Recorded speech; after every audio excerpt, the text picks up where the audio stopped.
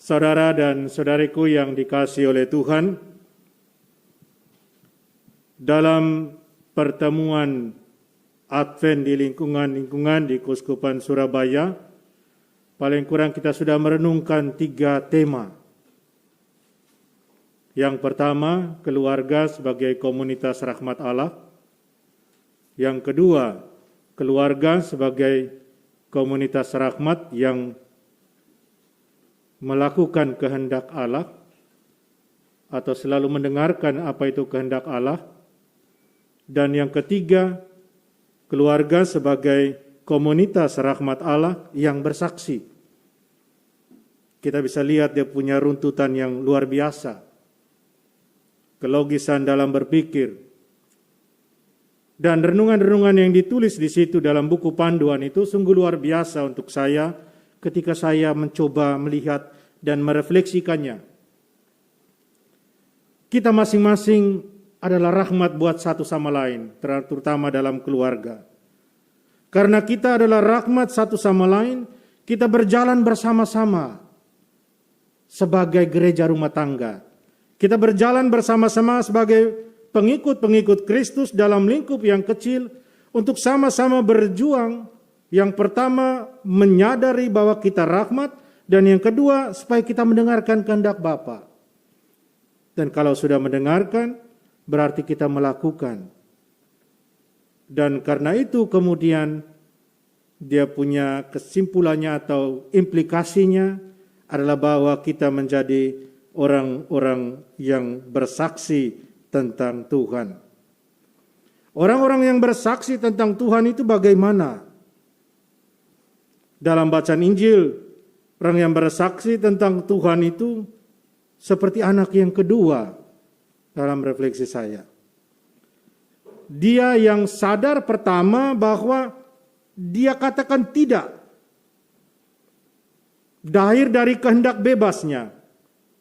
Tapi kemudian dia sadar juga bahwa itu salah. Dan dia berbalik. Sebagai orang yang mau bersaksi tentang Tuhan, kita harus menyadari juga keberdosaan kita di hadapan Tuhan yang akan memampukan kita kemudian untuk bertobat, memampukan kita untuk kembali kepada Dia yang mencintai kita. Pernah dalam satu pengakuan sebelum mengaku, mungkin saya pernah cerita juga dalam khotbah-khotbah saya, tapi saya suka pengalaman ini. Ketika ibu itu datang dengan menangis, dan menangis yang luar biasa, kemudian dia katakan, Romo, saya orang berdosa, Tuhan tidak akan mengampuni saya. Saya tidak layak untuk diampuni. Saya hanya mendengarkan ibu ini, dia pokoknya cerit, ngoceh, Tuhan tidak mengampuni saya. Dia ulang itu terus. Kemudian saya katakan, ibu stop. Kalau begitu sekarang bangun dan pulang. Ini dari tadi datang ke ruang pengakuan, ibu bilang Tuhan tidak akan mengampuni saya orang berdosa. Pulang, angkat kaki pulang. Dia lihat saya bingung-bingung. Saya bilang benar, ibu berdiri dan pulang. Untuk apa datang ke ruang pengakuan dengan mindset bahwa Tuhan tidak akan mengampuni? Ibu ini siapa? Who are you? Ibu Tuhan kah?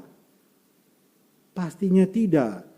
Kalau ibu rasa ibu Tuhan, tidak mungkin ibu datang ke ruang pengakuan. Dan yang pasti dalam hati terkecil, ibu yang di mana iman yang ibu punya pada Tuhan yang memberikan pengharapan itu, mengatakan kepada ibu bahwa Allah itu maha pengasih, Allah itu maha murah. Sehingga ibu datang cari pengampunan pada Tuhan. Dan ibu benar, cari pengampunan itu hanya pada Tuhan. Jangan lari kemana-mana. Dan kemudian setelah bercakap-cakap, dia mengaku dosanya. Dan kemudian dia pulang, dia katakan, Romo terima kasih. Dia pulang, datang dengan menangis, pulang dengan senyum lebar. Mungkin langsung pipi bertambah lagi. Kenapa? Karena dia mengalami pengampunan dari Tuhan. Dia katakan tidak, tapi kemudian dia menyesal. Dia mau kembali pada Tuhan. Dia harus disadarkan kembali bahwa Allah itu Maha Rahim, Allah itu Maha Murah.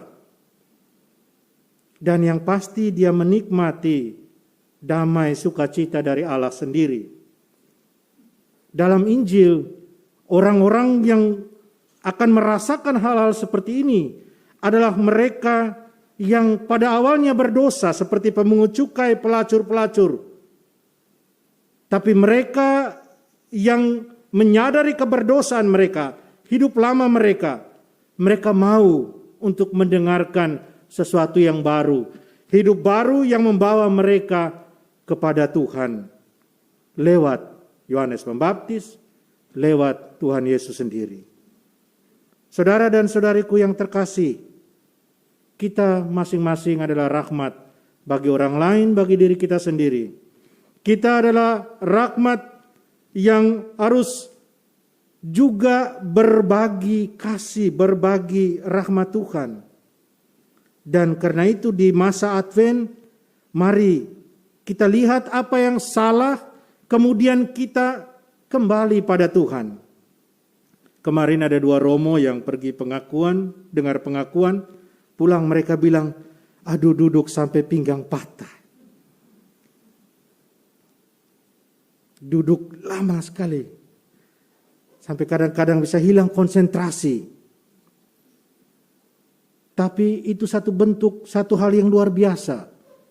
Dan harapannya bahwa yang datang untuk pengakuan bukan karena mau Natal, bukan karena satu rutinitas, tapi karena memang benar kesadaran bahwa yang jawaban tidak mau tadi, akhirnya menjadi ya menyesal, bertobat dan kembali. Akhirnya dengan hati yang bersih, kita semua boleh mengatakan, Tuhan datanglah, kami siap menyambutmu. Amin. Benar sekali, amin.